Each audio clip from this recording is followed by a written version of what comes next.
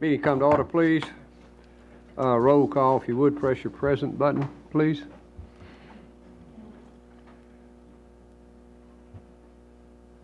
Recorded.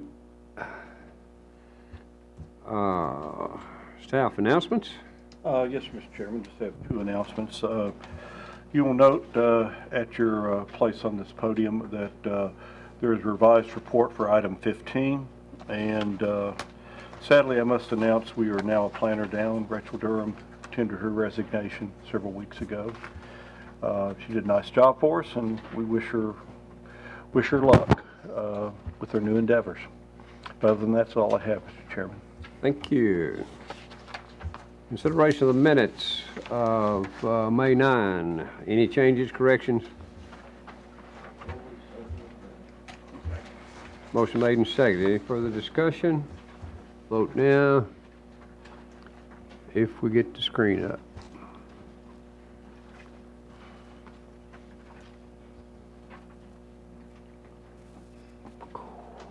Don? Eddie?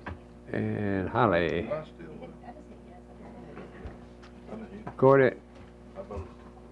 Motion carries. Thank you. Consideration of consent agenda. Anyone on the commission wishing to pull an item for separate discussion, please say so now. Otherwise, we will take it as a whole. Anyone? Staff? Thank you, Mr. Chairman. We'll begin with item 3. Arrington Ridge, Section 5, maintenance bond for water, $12,750. Recommendation, release the bond. Item 4, Arrington Ridge, Section 5, performance bond for roads, drainage, and erosion control, $580,000. Recommendation, extended current amount for a period of 1 year. Item 5, Blackberry Ridge, performance bond for roads, drainage, and erosion control, $295,000. Recommendation, extended current amount for a period of 1 year. Item 6, Kings Chapel, Section 5, maintenance bond for roads, drainage, and erosion control, $81,000. Recommendation, extending current amount for a period of 1 year. Item 7, Kings Chapel, Section 6, maintenance bond for roads, drainage, and erosion control, $135,000. Recommendation, extended current amount for a period of 1 year. Item 8, Kings Chapel, Section 7, maintenance bond for roads, drainage, and erosion control, $75,000. Recommendation, extended current amount for a period of 1 year. Item 9, Southern Preserve, Section 1, performance bond for roads, drainage, and erosion control, $80,000. Recommendation, extended current amount for a period of 1 year. Item 10, Southern Preserve, Section 2, maintenance bond for roads, drainage, and erosion control, $175,000. Recommendation, extended current amount for a period of 1 year. Item 11, Temple Hills, Phase B, Section 16, maintenance bond for roads, drainage, and erosion control, $135,000. Recommendation, extended current amount for a period of 1 year. Item 12, The Grove, Section 8, maintenance bond for roads, drainage, and erosion control, $100,000. Recommendation, extended current amount for a period of 1 year. Moving down to item 19, final plat review for Vineyard Valley, Section 2, containing 16 lots on 16.6 acres, located off Udaly Covington Road in the 2nd Voting District. Staff recommends approval with the following additions. 1, the posting of a performance bond in the amount of $231,000 for roads, drainage, and erosion control. 2, the posting of a maintenance bond in the amount of $35,000 for water improvements as specified by Mill Crofton Utility District. Item 3, number 3, the posting of performance bond in the amount of $49,600 for wastewater collection system. 4, execution of stormwater maintenance agreement and submission of operation and maintenance plan for stormwater improvements. And 5, submission of approved final plat in DWG format on recordable media based on a Tennessee State Plane Coordinate System prior to signature and recording of the plat. Thank you, sir. Questions for consent? Motion? Motion made and seconded. Prepare to vote. Vote now.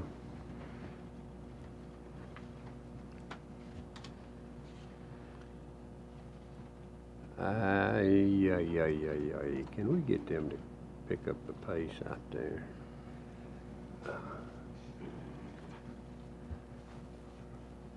Don? Get your hammer. Record it. Motion carries. Thank you. That concludes consent.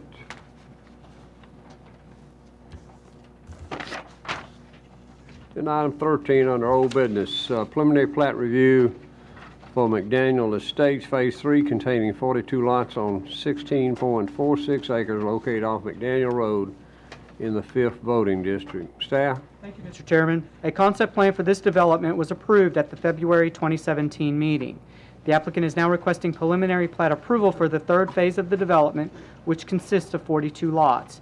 The applicant has requested action on this item be deferred until the July 2019 meeting to allow additional time to acquire the rights-of-way and/or easements necessary to construct the required off-site roadway improvement.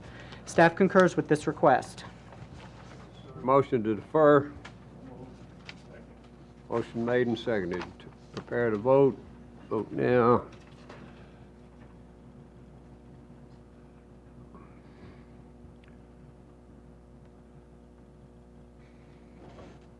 Well, any chance y'all can get ahead of us? There we go.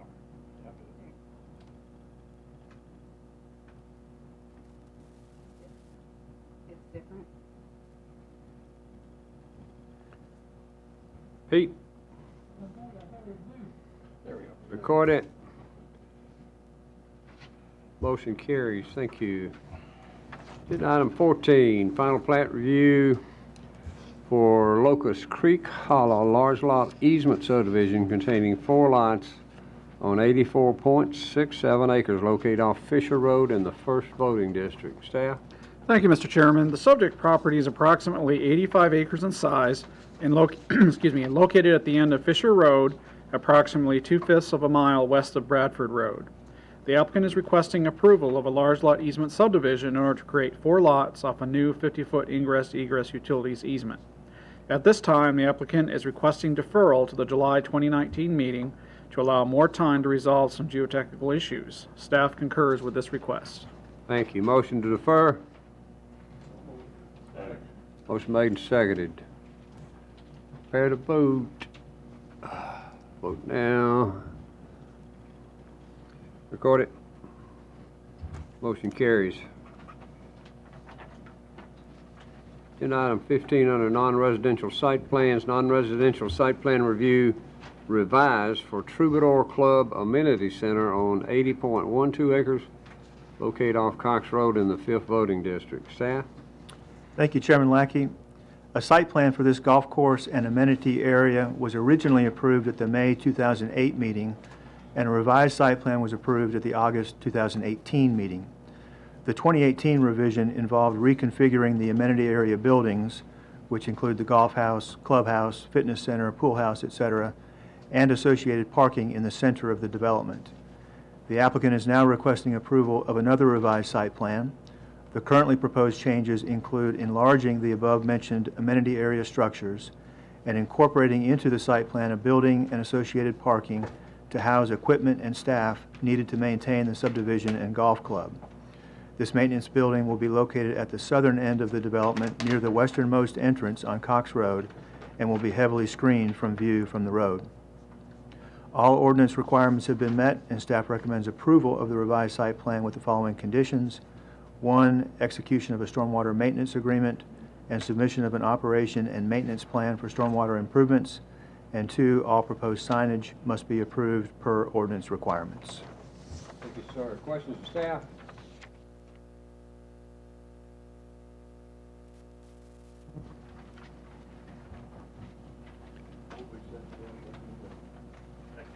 Motion made and seconded.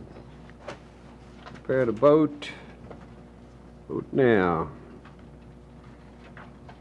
Record it. Motion carries. Thank you. Agenda item, what was that, 15? No, 14. Mr. Rivers, 15, 116. Preliminary plat review for the Grove Phase 6 revised containing 94 lots on 65.23 acres located off Arnold Road in the 2nd voting district. Staff? Thank you, Mr. Chairman. A revised preliminary plat for this phase of the development was approved at the July 2018 meeting, reducing the total number of lots within this phase from 100 to 90. The applicant is now requesting approval of a second revised preliminary plat, which contains 94 lots. 4 additional lots have been shown in what was previously designated as open space within this phase.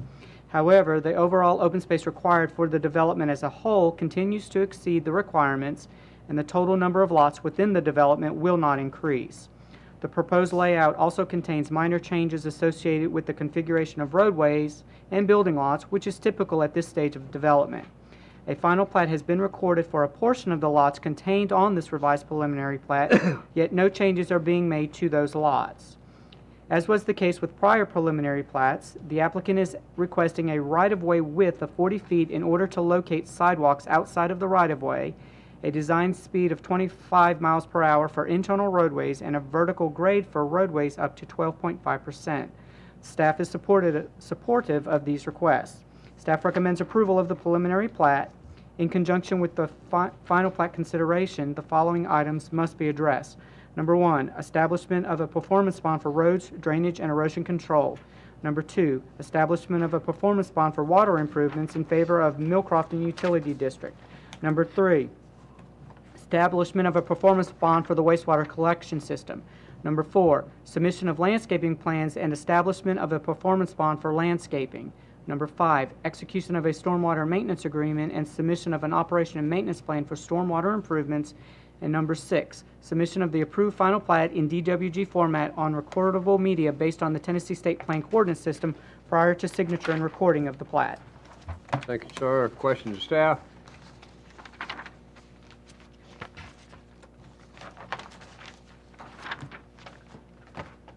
Motion? Motion made and seconded. Prepare to vote. Vote now.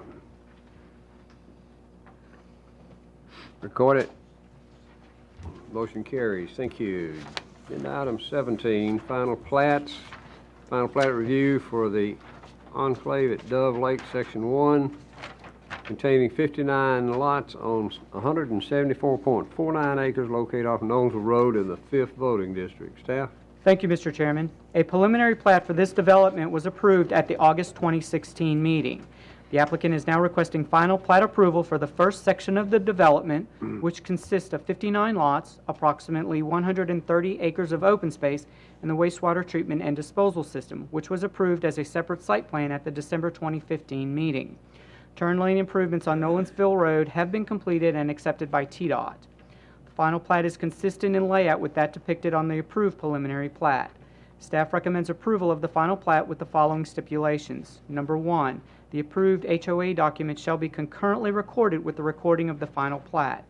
Number 2, posting of a performance bond in the amount of $900,000 for roads, drainage, and erosion control. This bond amount does not cover the existing county road of Big Oak Lane, as the Highway Department has bonded this portion of the roadway. Number 3, posting of a performance bond in the amount of $380,000 for water improvements as specified by Nolensville College Grove Utility District. Number 4, posting of a performance bond in the amount of $165,600 for the wastewater collection system. Number 5, posting of a performance bond in the amount of $83,600 for landscaping improvements. Number 6, execution of a stormwater maintenance agreement and submission of an operation and maintenance plan for stormwater improvements. And number 7, submission of the approved final plat in DWG format on recordable media based on the Tennessee State Plan Coordinate System prior to signature and recording of the plat. Thank you, sir. Questions, staff?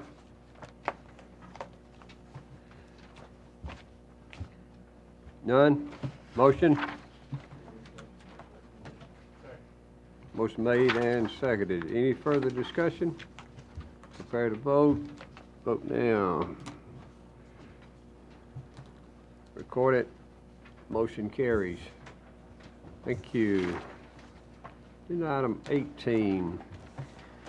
Final plat review for Hardeman Springs, Section 2, containing 42 lots on 62.68 acres, located off Murfreesboro Road in the 5th voting district. Staff? Thank you, Mr. Chairman. A preliminary plat for this section of the development was approved at the January 2018 meeting. The applicant is now requesting final plat approval for the second section of the development, which consists of 42 lots and approximately 36 acres of open space. Turn lane improvements on Murfreesboro Road have been completed and accepted by TDOT. During the Planning Commission's review of the final plat for the first section of this development, discussions were held regarding the log cabin that had existed on the property.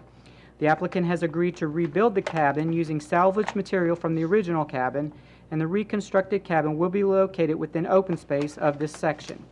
A 20-foot access easement to the cabin and the cemetery has been shown on Percheron Lane and is situated between lots 207 and 208. The applicant has indicated the cabin will be subtly illuminated and a plaque erected to describe the cabin's history. Additionally, the applicant has adjusted the side setback on lot 201 in order to improve the cabin's visibility from Murfreesboro Road. The county attorney has reviewed and approved the HOA documents, which, in part, outlines the homeowners association's responsibility for the cabin's upkeep. The final plat is consistent in layout with that depicted on the approved preliminary plat. Staff recommends approval of the final plat with the following stipulations. Number 1, prior to the issuance of the building permit for the 22nd lot within this this section, the original cabin must be reconstructed as depicted on the final plat. Number 2, the approved HOA documents shall be concurrently recorded with the recording of the final plat. Number 3, posting of a performance bond in the amount of $638,000 for roads, drainage, and erosion control. This is a reduced amount based on work already completed. Number 4, posting of a performance bond in the amount of $215,000 for water improvements as specified by Nolensville College Grove Utility District.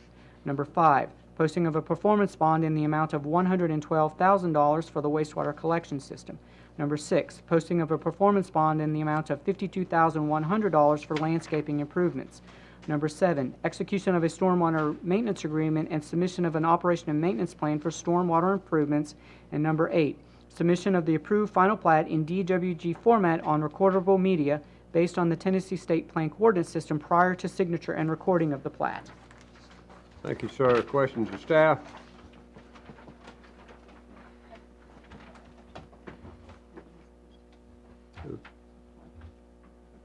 Yes, ma'am. Necessarily towards staff, or it's just a general question. I know that with the log cabin, there was a huge, I guess, faux pas when the cabin was destroyed. And I had some folks approach me about maybe since it's now being rebuilt and a historical marker is going to be erected, that maybe a path that would kind of direct folks from the Percheron Lane up to the cabin might be an option to bring more significance to that area. I know it's not a requirement on our part. I'm just voicing. I'm confused. There is a road back there to it.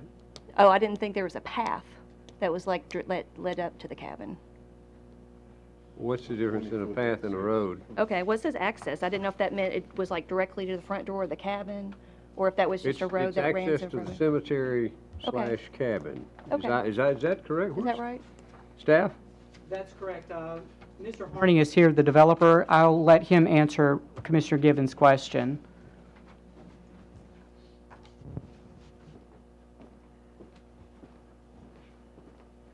I'm John Harney with Park Trust Development, and to answer your question, we have put on the plat a permanent recorded access easement to the cabin in the cemetery. We really hadn't contemplated creating a road to it.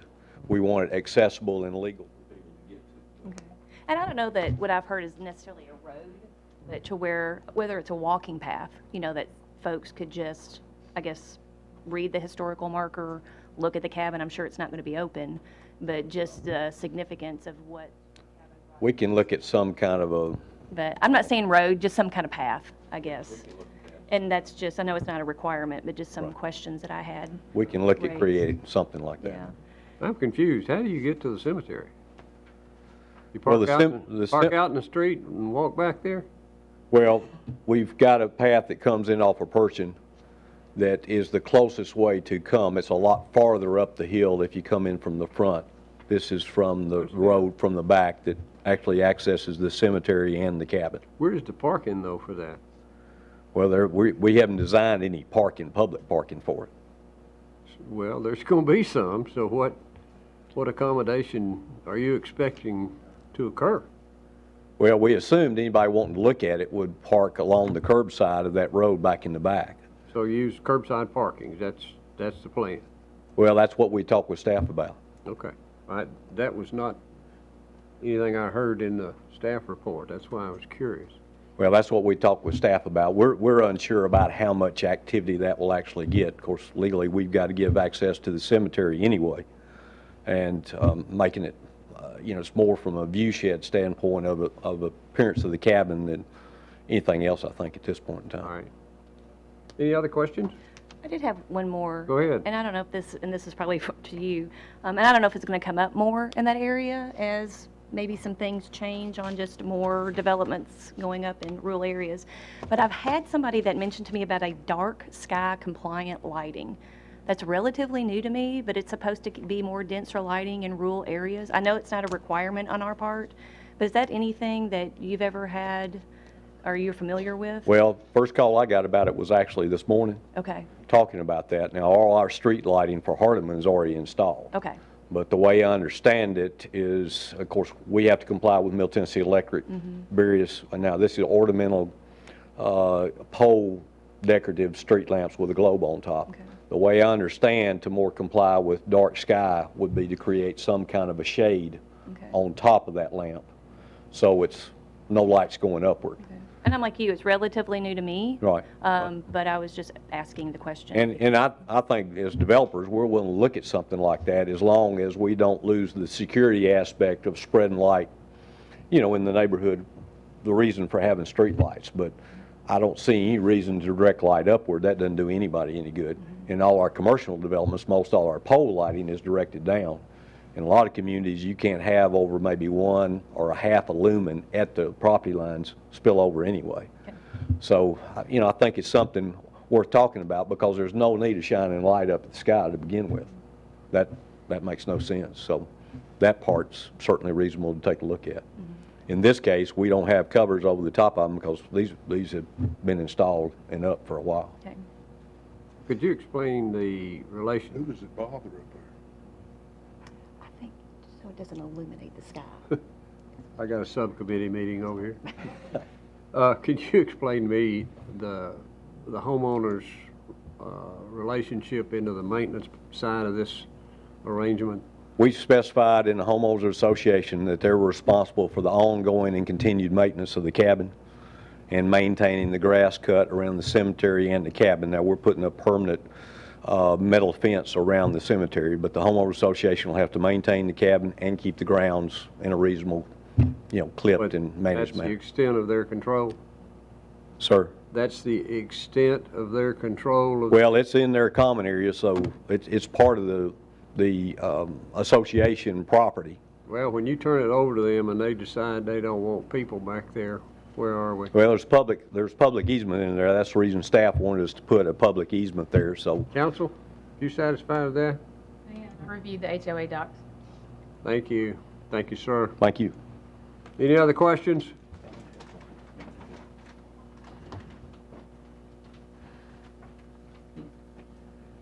Where was I? Yeah. Any other comments? Questions? Motion? Motion made and seconded. Prepare to vote. Record it. Motion carries. Thank you. Agenda item 19 was on consent. Agenda item 20 and last, final plat review for Todd and Joey Griffin property containing one lot on 5.02 acres located off Owen Hill Road in the 2nd voting district. Staff? Thank you, Mr. Chairman. The property in question is approximately 5 acres in size and is located off Owen Hill Road, approximately 1/4 mile north of Owendale Lane. The applicant is requesting approval of a large lot easement subdivision in order to create the 4th lot off an existing 50-foot ingress-egress utilities easement. The site slopes downward from the west to the east and is primarily open, with wooded areas along the western, northern, and eastern boundaries. All zoning ordinance requirements, including those regarding the protection of natural resources, have been met. The applicant is proposing an individual septic system for the lot, and the Williamson County Department of Sewage Disposal Management has approved the request. Water will be provided by the Millcrofton Utility District. As no fire hydrants are proposed, and as none are currently located within 500 feet of the building envelope, the building envelope has been located at least 200 feet from all surrounding building envelopes and dwellings. The plat is in order, and staff recommends approval. Thank you, sir. Questions of staff? Comments? Motion? Motion made and seconded. Prepare to vote. Vote now. Record it. Motion carries. Thank you. Motion to adjourn. Y'all all want to stay here? So moved. Thank you. We are adjourned.